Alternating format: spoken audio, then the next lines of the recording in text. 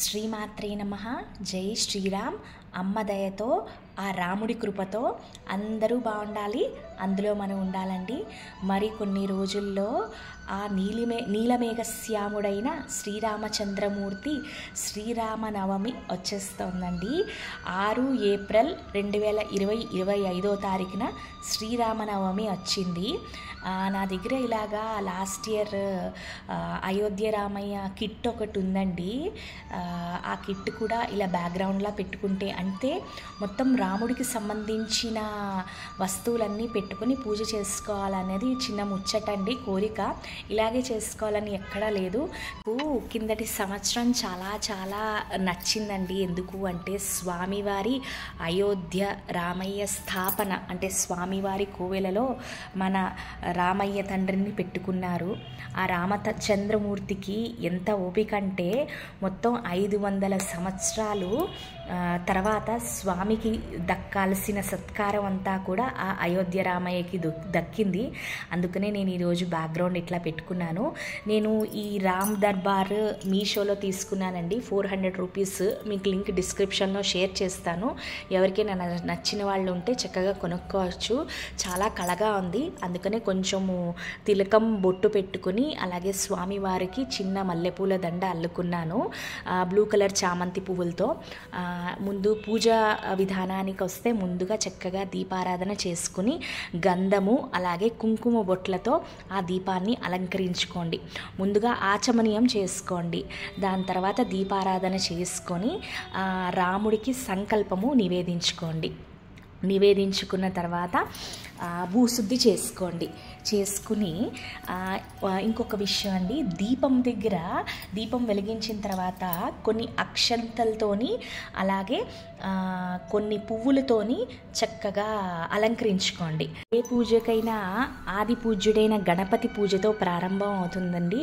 స్వామివారికి ధ్యానము, ఆవాహనము, నవరత్న ఖచ్చిత సింహాసనము, పాద్యము, అర్ఘ్యము అన్నీ సమర్పించుకోండి. చక్కగా పంచోపచార పూజ చేసుకోవచ్చు లేదా షోడశోపచార పూజ చేసుకోవచ్చు గణపతిది. అయిన తర్వాత గణపయ్యకి 16 నామాలు ఉంటాయండి. ఆ 16 నామాలు చదువుకుంటూ చక్కగా అంటే నా నామాలు డిస్క్రిప్షన్లో పెడతాను. ఇంట్రెస్ట్ ఉన్న వాళ్ళు ఎవరైనా చూసుకుని గణపతి పూజతోని ముగించేసుకున్న తర్వాత మనము రామచంద్రమూర్తి పూజలోకి వెళ్ళిపోదామండి. స్వామికి ధ్యానాన్ని సమర్పించుకోండి.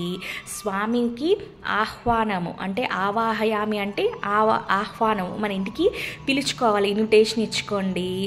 స్నానము, పాద్యము, అర్ఘ్యము, వస్త్రము అన్నీ షోడశోపచార పూజ మనం నిత్యం చేసుకునేదే. చక్కగా రామచంద్రమూర్తి శ్రీ సీతా రామచంద్ర సమేత లక్ష్మణ సమేత హనుమాన్ ధ్యాయామి, శ్రీ సీతారామ లక్ష్మణ సమేత హనుమాన్ ఆవాహయామి అని చక్కగా 4 పేర్లు జోడించుకొని మనము ప్రతి ఉపచారంలోని చెప్పుకోవాలండి. అలాగే ఆ సీతమ్మ తల్లికి చక్కగా కుదిరితే సీతమ్మకి అష్టోత్తరం ఉంటుంది. కుంకుమతో సీతమ్మ తల్లిని పూజించుకోండి. ఆ రామయ్యకి కూడా అష్టోత్తరం ఉంటుందండి. రామ అష్టోత్తరము, సీతమ్మ తల్లి అష్టోత్తరము. కుదిరితే విష్ణు సహస్రనామం కూడా చదువుకోవచ్చండి. అందుకనే ఆ అమ్మవారికి కూడా ఇవాళ పూజ చేసుకుంటే చాలా మంచిదండి. ఇక్కడ నేను ముత్యాలతోని అష్టోత్తరం కూడా అంటే స్వామివారి కళ్యాణంలో ముత్యాలు ఉపయోగిస్తారు కాబట్టి ముత్యాలతో కూడా అష్టోత్తరం చేసుకోవచ్చండి. మనం ఆ రామచంద్రుడి కొన్ని ముఖ్యమైన మంత్రాలు ఉన్నాయండి. అవేంటో చక్కగా చూద్దాము. మీకు వీలైతే మీరు చదువుకోండి లేదా వింటూ 3 సార్లు అయినా 5 సార్లు 7 లేదా 11 సార్లు మనం ఒక్కొక్క మంత్రము జపించుకోవచ్చు. 3 సార్లు చేస్తే స్వామి వద్దన 3 పువ్వులు వేయండి. 5 సార్లు చేస్తే 5 అంటే ఒక్కొక్క మంత్రానికి ఒక్కొక్క పువ్వు మనస్ఫూర్తిగా మీ మనసులో ఎలాంటి కోరికలున్నా స్వామివారి వద్దన ఆ పువ్వు రూపంలో మీ కోరికని వదిలేయండి. ముందుగా మనము రామ మూల మంత్రము చూద్దామండి. ఓం శ్రీరామాయ నమః, ఓం శ్రీరామాయ నమః, ఓం శ్రీరామాయ నమః. చక్కగా 3 సార్లు చదివానండి. మీరు 3 పువ్వులతో లేదా 11 సార్లు అయితే 11 పువ్వులతో స్వామి పటం వద్దకి వదిలేయండి. ఇప్పుడు మనము రామ గాయత్రి మంత్రం చూద్దామండి.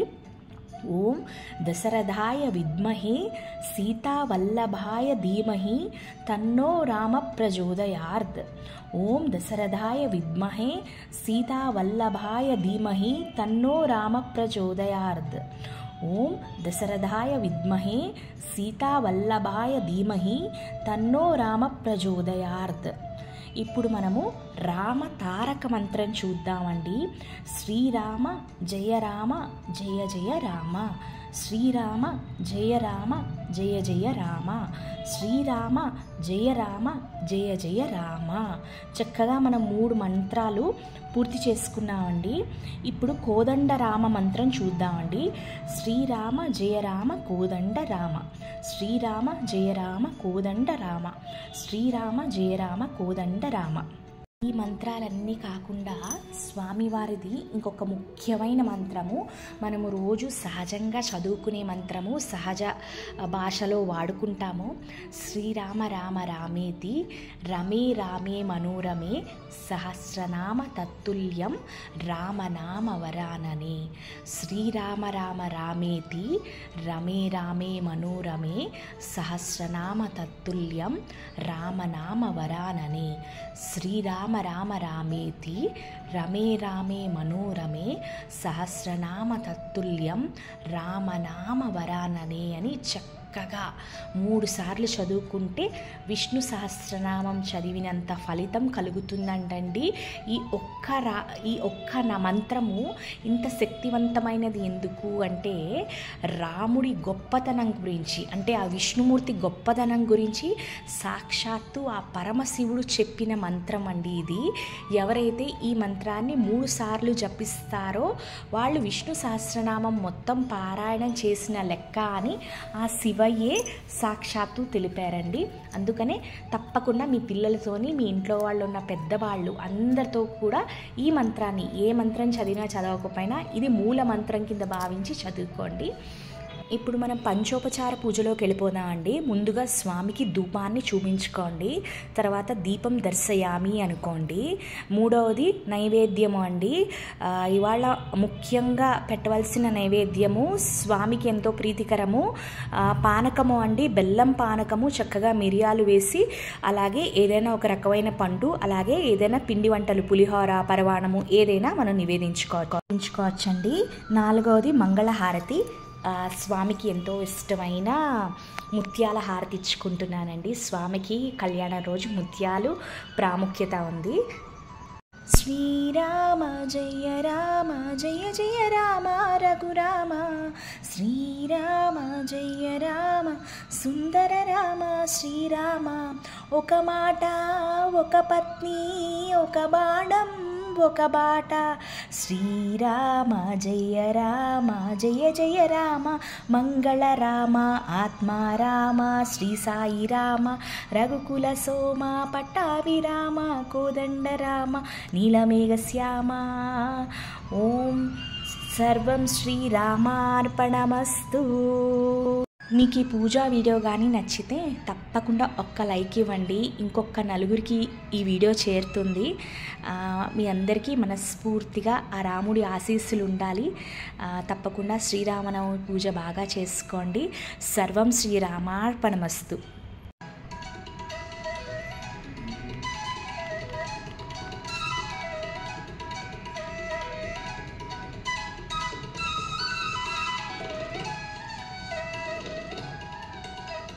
చివరిగా చిన్న విన్నపం అండి. నేను ఇత్తడి కుందులకి చిన్న కర్ర కట్టుకుని ఇలాగా రామ లక్ష్మణుడు హనుమాన్ సీతమ్మ వారిని చేసుకున్నాను. ఆ వీడియో అలంకరణ లింక్ కూడా నేను డిస్క్రిప్షన్లో పడుతున్నాను.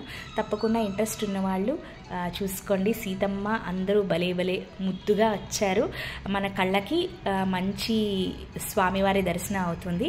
శ్రీమాత్రే నమః. Thank you so much.